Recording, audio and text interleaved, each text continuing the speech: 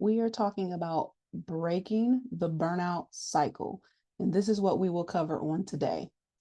Increase understanding of burnout, understand contributing factors, increase knowledge of belief development, understand role of beliefs on the experience of burnout, activate your power to shift, receive a snack size strategy, and reference to the process of developing an action plan. So, what is burnout? Often, when individuals are thinking about burnout, we tend to think about feeling exhausted, being tired, being frustrated and overwhelmed. And certainly, those are elements of burnout. So, we can think about burnout in two different ways, kind of this general way that we speak about burnout as I just mentioned. And then there's burnout, which is described as the mental, emotional exhaustion, uh, the experience of reduced performance, reduced empathy, lack of interest and desire in doing those things that you previously enjoyed doing. You're unable to meet the demand that is placed upon you or that you are faced with on a regular basis. And so burnout can manifest itself differently for each person. Some of the common symptoms of burnout include fatigue, irritability, lack of motivation, a decline in overall productivity, lack of empathy, like I mentioned, toward other people. And this would be an experience that is different from your typical experience, right? And a lack of interest in that which you previously enjoyed. You may experience physical symptoms as well, headaches, stomach aches, etc. So it's essential to be able to recognize the signs and symptoms that you are leading toward burnout, that you are experiencing a chronic level of stress in order to prevent future damage on your overall health, your mental health, as well as the impact that could potentially occur on your work performance, your business outcomes, etc. Burnout also increases the risk of experiencing mental health conditions or exacerbating the symptoms related to a mental health disorder. Stressors have a major influence on our mood, our sense of well being, our behavior, and our health in general. Now, there are some contributing factors, right, about or connected to burnout. There are workplace stressors, inadequate support, inadequate staffing, unrealistic expectations, unhelpful practices, policies, etc., that can be contributing factors for one experiencing burnout or experiencing ongoing cycles of experiencing burnout, experiencing relief, and so on and so forth. If you are in a position to explore and consider the impact of your workplace and you assess and come to the conclusion that that is not the right environment for you, and then obviously that's a decision you can choose to make, right? If that is a significant contributing factor for you. If you are in a position where you can do things to affect change in the work environment, then that is also an opportunity for you if you find yourself in that position. Not everyone is in either of those positions. The thing that I want to zone in, hone in on today is that there are some factors that we do not always speak about, maybe don't have awareness about, that I want to highlight for us, that are the areas where you have some level of influence and control despite whether things are changing in your environment or not. And so factors that we do not necessarily consider all the time include your own thoughts, thought patterns, attitude, your belief system. And there are some beliefs and attitudes and thought patterns that influence an individual being in a position to more likely experience burnout. And so, an example of this is that if an individual holds a belief that they are unworthy or unlovable, unacceptable. This may lead to attempts to perform your way to being acceptable and lovable and experiencing worthiness, when the truth is that you are worthy because you exist. You are loved by those who have and are love, right? To give to you in your life. And you are acceptable truly when you show up as the individual that you are in the place that you are at the time without wearing the mask. When you wear masks and when you live in with a facade, you actually put yourself in a position to experience what seems like being accepted, but you know that it is not your authentic self that is showing up. So you're lacking integrity, and the individuals who appear to be accepting you are not actually accepting you because you're not even there, right? You're not showing up.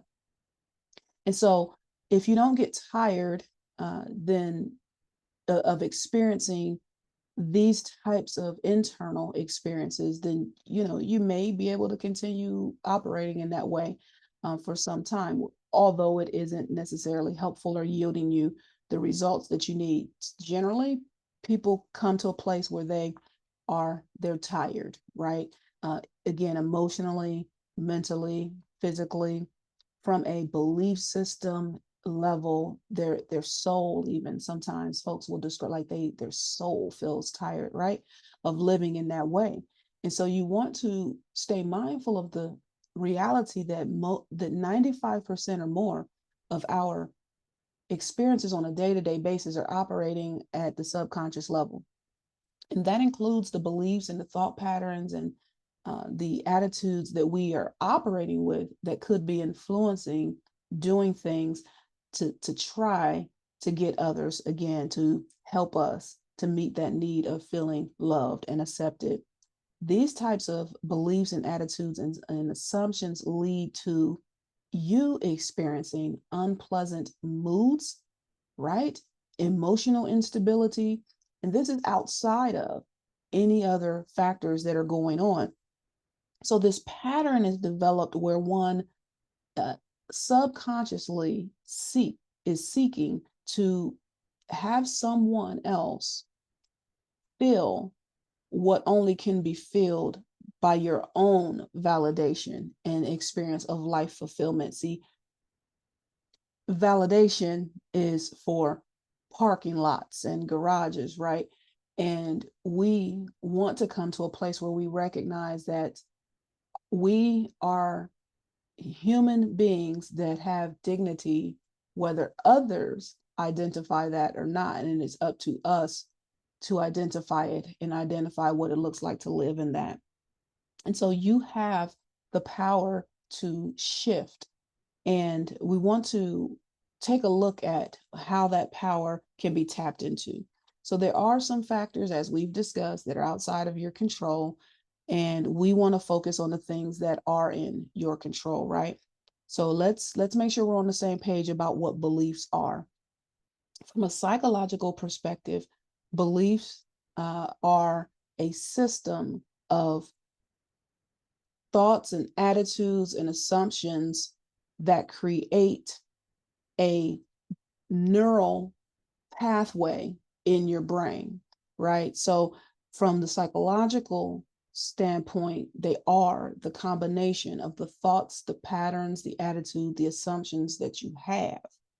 From a neurobiological standpoint, again, those thoughts and patterns and beliefs, etc., they form neural bundles and pathways in your brain, that where your brain then is picking up stimuli in the environment, and it is using that which it's already been trained to identify as the way it functions to react to the stimuli that is in your life, right? So, and then it is reinforced by our experiences, and it's reinforced by the thought patterns. One major function of the brain is to conserve energy, and the development of neural connections is a default way that the brain interprets the experiences that we're having and allows it to be on autopilot as far as future experiences. It will react in ways that are similar to what it has been trained in the past. And that is just because your brain wants, needs to, designed to help conserve energy. So this results in a mixture of helpful and unhelpful beliefs and thoughts that we have, right? Like some of them serve us, some of them do not. And so since we have learned that our brains do maintain a level of neuroplasticity throughout our lives, then we know that although belief systems seem to be pretty much intact throughout our lives, like they're pretty entrenched, they're pretty ingrained, they're pretty rooted, right? It can be challenging to shift and change them. The reality is they can be changed, even if it seems like it can be a challenge to do so. And the evidence of neuroplasticity in our brains helps us to come to a place where we understand that that is true and we have the opportunity. Beliefs are guiding principles for how we engage in our daily living. They also inform us on how we apply meaning and direction in our lives. So beliefs are the preset, organized filters to our perceptions of the world, right? And it helps us to make sense. They help us to make sense of what is happening, how to have meaning associated to what is happening. The reality, though, is sometimes the conclusions that we come to are not helpful for us and sometimes even create issues for us, such as believing that there is more in my control than there truly is. And operating from that place in, say, a work environment, a business environment, even in relationships, which can lead to an individual being in a place of burnout. Those beliefs that are non-serving could also look like, I want to do things to impress other people because when I do that, it helps me to feel validated. It helps me to feel like I have meaning and purpose and like I matter and I'm important. So I do those things even at the expense of overextending myself, right? Which looks like the potential for burnout. Those beliefs that are non-serving look like, I am as valuable as other people identify that I am valuable. So an individual with that sort of belief may have difficulty telling for others no and creating boundaries, right?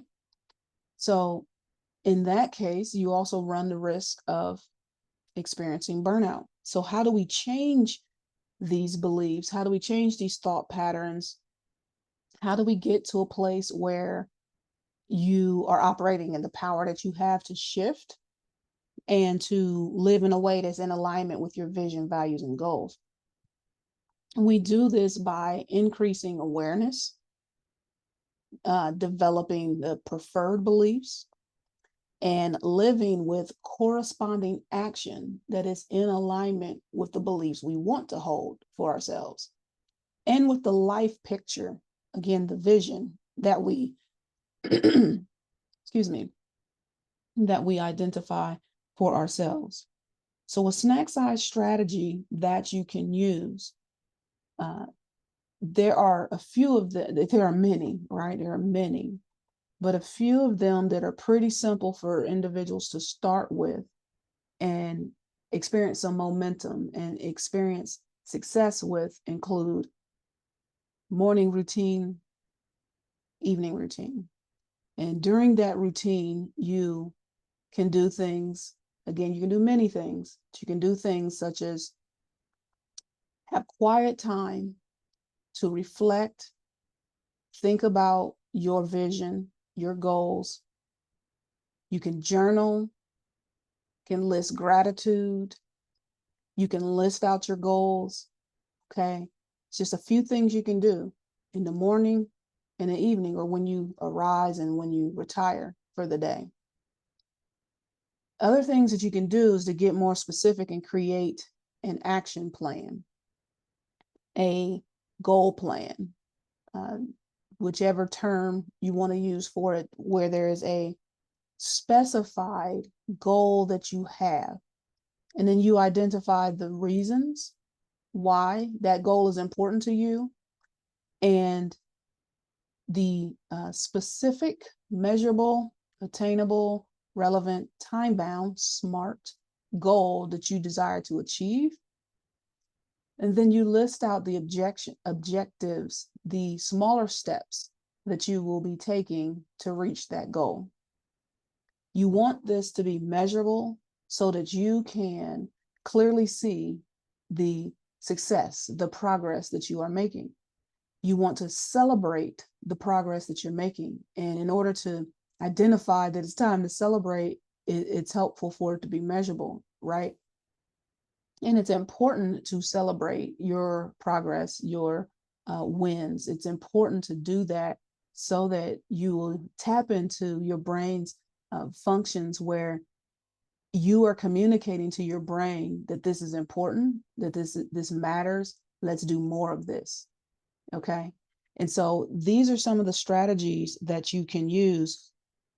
And the difference here in what you maybe have heard before as far as action plans and goal plans is I really want to call out the importance of identifying the reason, your why. You maybe have heard, folks speak of, you have to find your why. You have to have a strong enough why in order to really have success, right? And to have the discipline necessary to stay the course or to course correct, right? It really is important. When we think about motivation, we are often thinking about how we feel. We feel inspired. We feel like it is desirable, enjoyable, something I want, to do in the moment. And motivation is necessary and it gets us to certain points. Discipline is a beautiful act of self-love.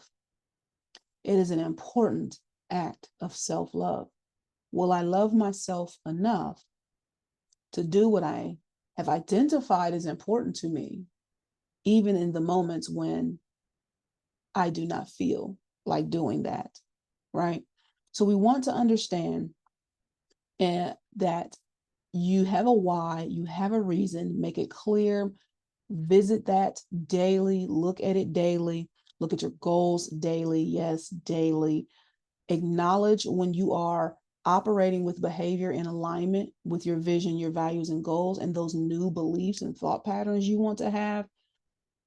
Another area that gets missed, identify who your supports and accountability support members, partners, groups are.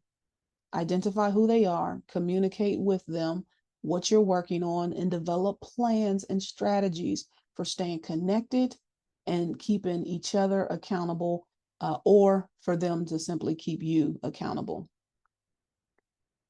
We want to understand that burnout can be significant in the lives of individuals and extends beyond the impact of the individual. It begins to impact their relationships, their family, obviously where they're working or in business, into the community. So the better we can manage self in a manner that prevents living in burnout, the better we are for ourselves and the better we are for our families, communities, workplaces, etc. And understanding burnout and implementing strategies for recovery or prevention is crucial. It's crucial for maintaining good mental health and overall well-being by prioritizing self-care, setting boundaries, goal planning, practicing self-management techniques, self-regulation techniques, stress management. You can better manage your relationship with self, better manage your life, create more harmony in your life, and protect yourself from the debilitating effects of burnout. Remember that seeking professional assistance, professional help, professional services may be a part of your strategy. It may be a part of the practices that will be helpful for you to implement and to maintain. It's always an option, therapist, counseling, one-on-one group, etc. Psychiatry, whatever, like figuring out what are the components of a soul care plan, a self-care plan for me. Make it personal, each individual. Identify what those are, execute a plan that includes those, prioritize yourself, utilize your skills, your tools, and your supports, and develop the practices necessary that will allow you to operate with consistency. See, everything that you desire dwells on the other side of consistency, of corresponding action. So it is always about being consistent.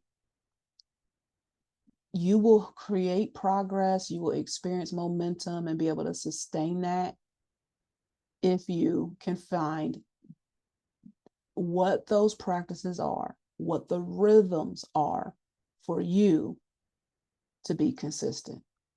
So prioritize you and care well for yourself.